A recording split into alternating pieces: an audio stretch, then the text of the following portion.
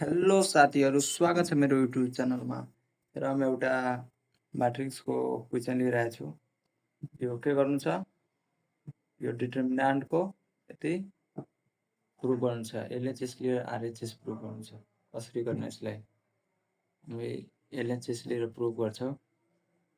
एलएचएसमा के छ, 1 1 1 ABC BC सिए एबी भयो। हामी के गर्ने, फर्स्टमा कुनै एउटा रोको चाहे कलुको एलिमेन्ट के गर्ने, जिरो गर्ने। जस्तो यसलाई जिरो गर्ने, चाहे यसले जिरो गर्ने, चाहे यसले जिरो गर्ने, चाहे यसले कुनै पनि गर्न सक्छौँ। ठिक छ, त हामीले के गर्ने, जस्तो यसो 1 - 1 गरिदिन्छौँ, यसमा पनि घटाइदिन्छौँ। त यो के लेख्ने, यो फर्स्ट कलममा सेकेन्ड कलमले घटाइदिने के हुन्छ, 1 - 1 A - B BC minus CA भयो। फेरि आयो यहाँबाट घटिया छ, 1 - 1 B minus C CA minus AB. फेरि यो को सराइहाल्छ, सेमको सेम भयो। अब के भयो, यो 0 0 1 यो के भयो, ए माइनस बी।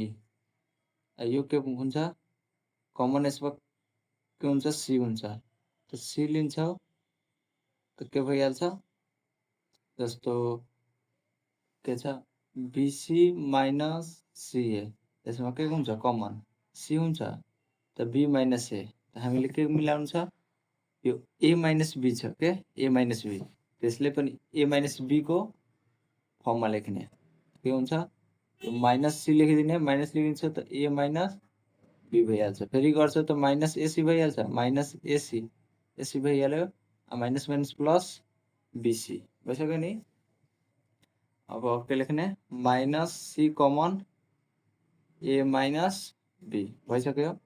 फेरि 1 1 यो 0 भयो, बी माइनस सी, यसमा फेरि यस्तै हुन्छ, ए कमन लिने, minus A B minus C उल्टो गरिदिने, त्यस्तै कमन लिएर।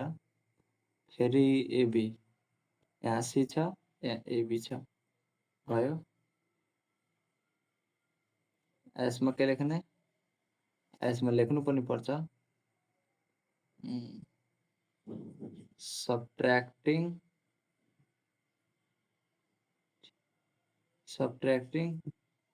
C1 यसो सर्टकट यसो लेखिदिने, C1 equal to C1 minus C2 and के लेख्ने, C2 एक्सप्रेस का भयो, C2 माइनस C3 भयो नि, लेखिदिने। यसमा के गरेछौँ हामीले, केही गरेको छैनौँ, मात्र कमन लिएछौँ, त्यो केही नलेख्नेछौँ, भइहाल्यो। अब यसमा के हुन्छ, यसमा हामीले सपोज यहाँ ए माइनस बी राखिदिन्छौँ, ए माइनस बी, त फेरि इन्टु गर्छु 0 त 0 नै हुन्छ। त फेरि यसले के ए माइनस बी हामीले राख्न सक्छौँ, त्यो मनमा राख्ने, ठिक छ, यो लेख्ने होइन यसमा। त्यसो के भयो, ए माइनस बी कमन भयो। त ए माइनस बी यसमा पनि बी माइनस सी राख्न सक्छौँ नि, किनकि 0 गर्छ त फेरि 0 भइहाल्छ आफूले। त बी माइनस सी दुईटा यसबाट के भयो, कलम एबाट ए माइनस बी, कलम 1बाट ए माइनस बी, कलम बीबाट 2बाट B minus C. A minus be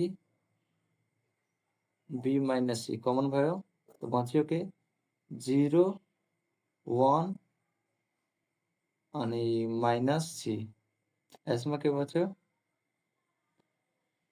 0 B minus C minus B minus C बनेछ 1 1 भयो नि। यसमा के छ, 1 सी एबी भयो। यसमा के भयो, दुईटा एलिमेन्ट 0 भयो, भएको भएन एउटा रोमाको। यसमा के गरे, एक्सपान्डिङ गर्ने, ताकि लेखिदिने, यसमा के लेख्ने, taking common C1 taking common a minus b from C1 C1 and B minus C from C2 लेखिदिने ठीक छ।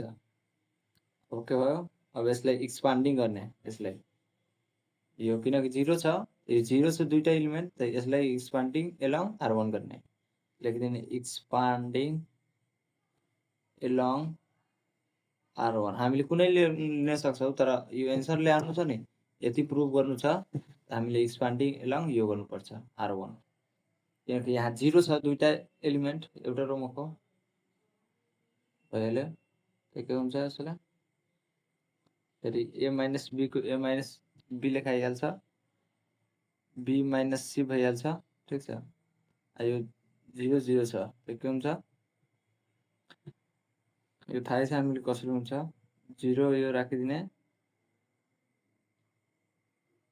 यसको रो अनि यसको कलम छाडेर यो एलिमेन्ट लेख्ने 1c minus a ab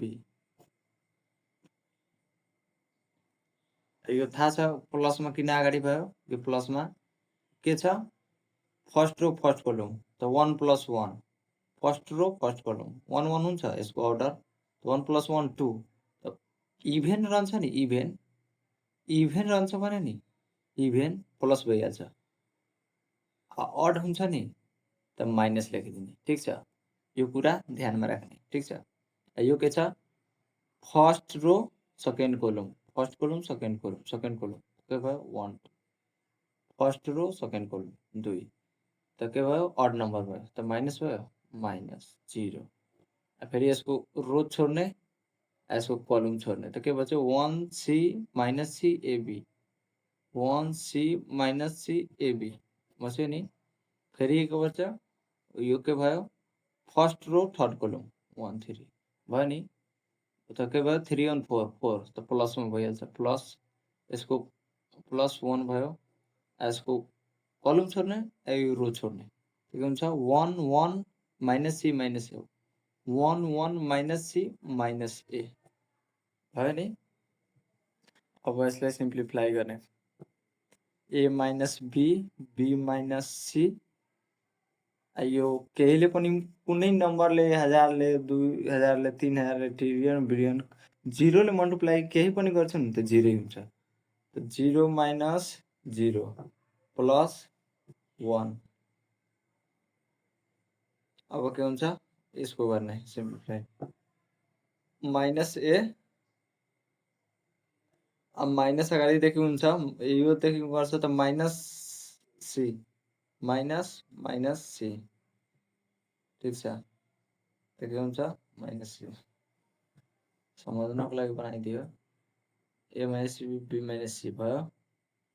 अब के भयो 0 - 0 0 भयो यो कति भयो -a + c त यसले के लेख्न सक्छौं हामीले c - a लेख्न सक्छौं भइहाल्यो a - b b - c c - a a - b b - c c - a अब हेर्ने RHS मा आइहाल्छ कि छैन प्रुफ भयो RHS मा यति आएछ कि छैन आइहाल्यो a - b b - c c - a यति प्रुफ। ल धन्यवाद राम्रो लागेमा सब्स्क्राइब र शेयर र बेल आइकन दबाउनु होला धन्यवाद।